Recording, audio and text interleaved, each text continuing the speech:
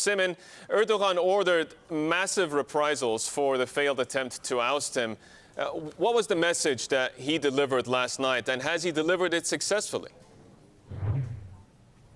It's payback time in Turkey, was the words of President Erdogan as he addressed thousands of his supporters here in Istanbul last night. Now, he also pressed the US to extradite US-based Islamic cleric Fethullah Gulen, who he sees behind this failed coup attempt.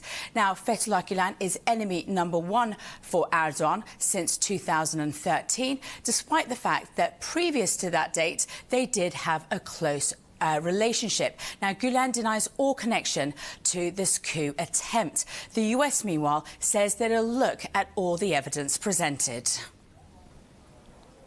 Simin, the story is unfolding and changing by the hour. Could you talk us through the events as they happened yesterday, just so that we can get the big picture and how it all developed from there?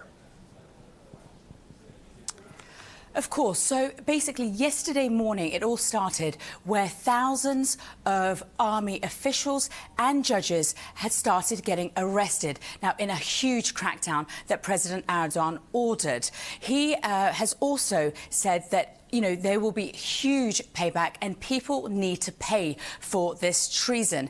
Yesterday, also in Ankara, we saw that the parliament held an extraordinary session where all four parties stood united and said that they condemned this failed coup attempt.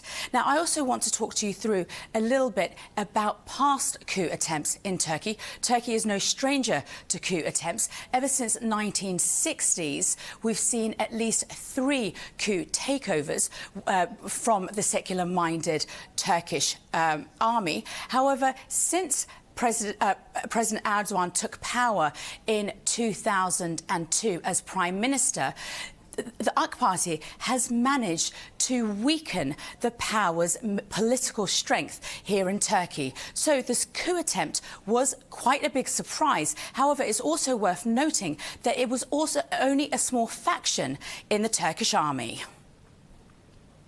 Simin, the only indication we have, or the only gauge we have in terms of how the market feels about all this is, yes, we had the lira weaken significantly, and then you had the ETFs in the US that tracked Turkish stocks, which also got a hammering.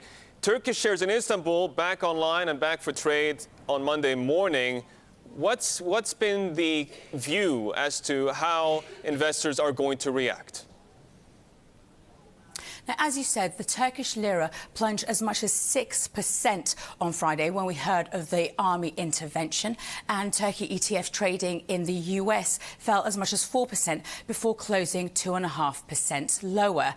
Now, Borsa Istanbul so far this year has gained some 15%. However, after this weekend's events, we could see a reversal in foreign capital. So we'll be watching market developments closely when they open on Monday. It's also worth noting that last week, Borsa Istanbul had an extremely solid week, climbing some 5%.